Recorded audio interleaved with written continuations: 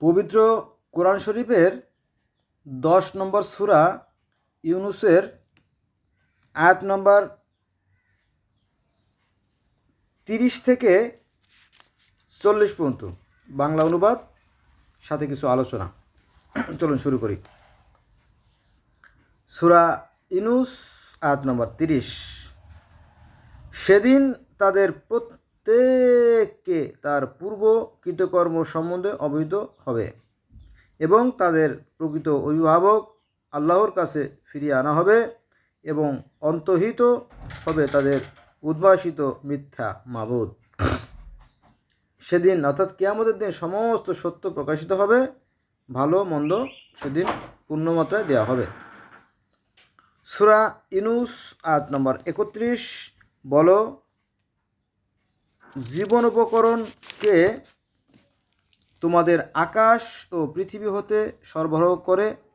জীবন উপকরণ মানে কি? আমাদের যে জীবন যাপনের জন্য যে সমস্ত উপকরণ, যেমন খাদ্যশস্য, বাতাস, যত পানি, সব কিছু সাপ্লাই হয়, তাই না? সেই সৃষ্টিকর্তার পক্ষ থেকে তিনি বিভিন্নভাবে এটা আমাদের সরবরাহ করেন, যেটা গভীর চিন্তার বিষয়, তাই না? পৃথিবী হতে সরবরাহ করে অথবা শ্রবণ ও দৃষ্টিশক্তি কার কর্তৃত্বাধীন? কে মৃত হতে জীবিত এবং জীবিত থেকে মৃত নির্গত করে এবং সকল বিষয়ে নিয়ন্ত্রণ করে? তখন তারা বলবে, আল্লাহ। বলো, তবুও কি তোমরা সাবধান হবে না?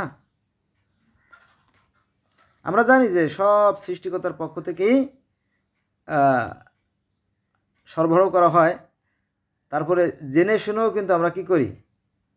নাফরমানি করি, অন্যায় কাজ করি, অপরাধ করে যাচ্ছি, তাই না?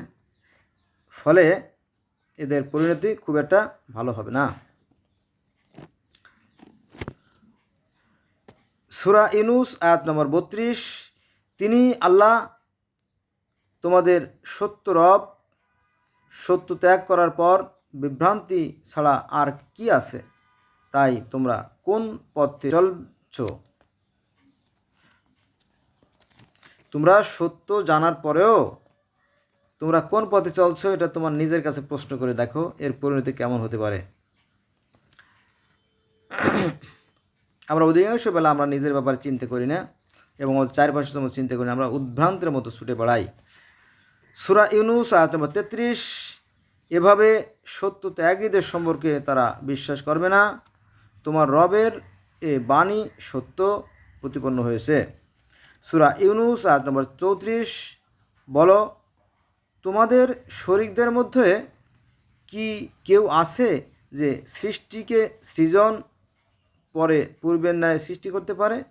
বলো, আল্লাহই সৃষ্টিতে অস্তিত্ব আনেন ও পরে তার পুনরাবৃত্তি ঘটান। তাই তোমরা কেমন করে সত্য বিমূঢ় হচ্ছ?